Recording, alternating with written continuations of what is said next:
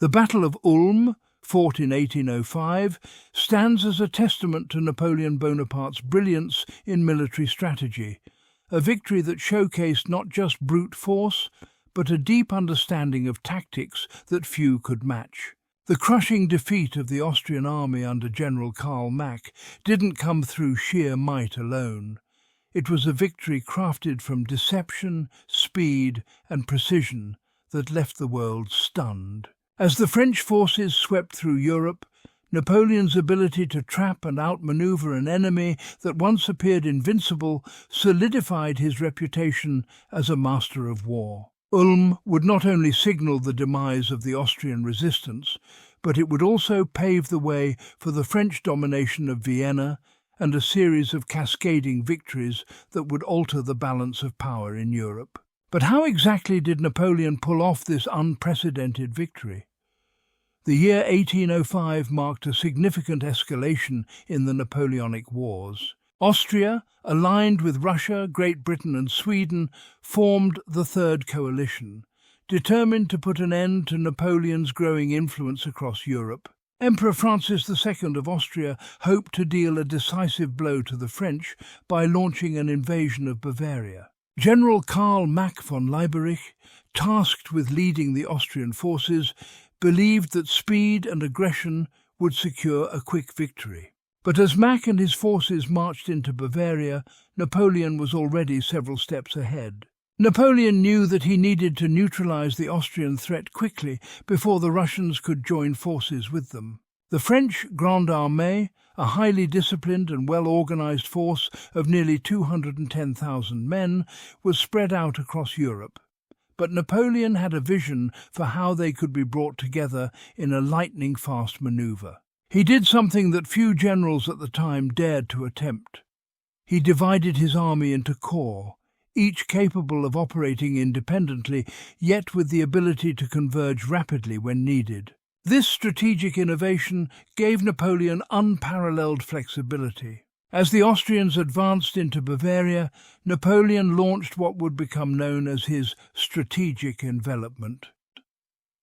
Instead of confronting Mack head-on, Napoleon ordered his corps to swing around the Austrian army, cutting off their lines of communication and retreat. In essence, Napoleon was setting a trap, a vast unseen net slowly closing around Mack's forces, who remained largely unaware of the scale of the danger that was encircling them. Mack, believing the French forces were still days away, made a fatal decision to take up a defensive position at Ulm near the Danube River. He fortified the city, expecting that his superior numbers and strong position would force the French to confront him head-on. But Napoleon had no intention of engaging in a protracted siege. Instead, his forces moved with astonishing speed, marching through the difficult terrain and outmaneuvering the Austrians at every turn. By October 12, 1805, Mack and his army were completely surrounded. The French had cut off all potential escape routes. The Austrians, now realizing the scale of the disaster they faced, tried to break out, but it was too late. The French forces, under the command of marshals like Michel Ney, Joachim Murat, and Jean Lannes, crushed any attempts at escape. The net had closed. But what made the Battle of Ulm so remarkable wasn't just Napoleon's strategic brilliance. It was the complete collapse of Austrian morale in the face of the encirclement. Rather than fight to the death or attempt a last-ditch escape, Mack chose to negotiate with the French. On October 17th, the first terms of surrender were discussed. By October 20th, General Mack and his entire army capitulated. The sheer scale of the Austrian defeat is difficult to overstate. Over 30,000 Austrian soldiers were captured without a major battle being fought. Another 20,000 Austrians were killed or wounded in the skirmishes leading up to the surrender. The French suffered minimal losses in comparison. Mack himself, humiliated by the debacle, was taken prisoner, and his reputation, once formidable, was shattered beyond repair. Napoleon had not only captured a significant portion of the Austrian army, but he had also paved the way for the French to march directly into Vienna, the heart of the Habsburg Empire. By the end of October 1805, Vienna would fall without a shot being fired, as the remaining Austrian forces were in no position to defend their capital. The victory at Ulm was so decisive that it sent shockwaves throughout Europe. Napoleon had proven once again that his military genius could overcome even the most well-prepared enemies. The Third Coalition, so confident of victory just weeks earlier, was now in disarray. The Russians, still en route to join the Austrians, would arrive too late to make a difference.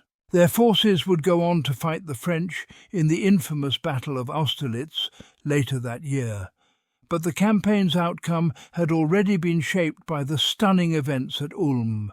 What is often overlooked in the retelling of this victory is how meticulously Napoleon planned each step of the campaign. From the division of his forces into independent corps to the incredible speed of his troops' movements, some marching more than 30 miles in a single day, the French emperor orchestrated every detail. His commanders, marshals like Ney and Murat, executed these plans with precision, further amplifying the effectiveness of Napoleon's strategy.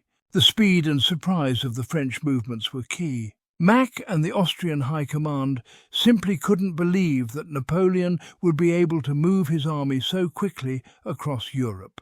Mack's reliance on outdated methods of warfare, including his belief that fortifications and entrenched positions would force a conventional battle, left him vulnerable to Napoleon's more modern approach. Napoleon's ability to move faster, strike more decisively, and disrupt enemy plans before they could even react was a hallmark of his campaigns, and the Battle of Ulm was a perfect example of this. Despite the overwhelming success of the French, the psychological impact of the battle was perhaps its most significant outcome.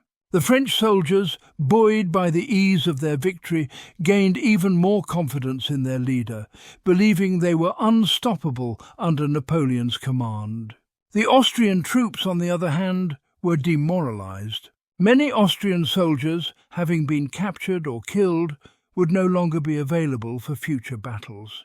Those who survived the ordeal carried the heavy burden of defeat, knowing that their commanders had failed them at every level. Napoleon's victory at Ulm was a lesson in the evolution of warfare. It showed the importance of flexibility, speed, and the willingness to break from conventional tactics. Rather than fighting large, bloody battles, Napoleon had mastered the art of maneuver warfare, defeating his enemies through positioning, surprise, and psychological pressure.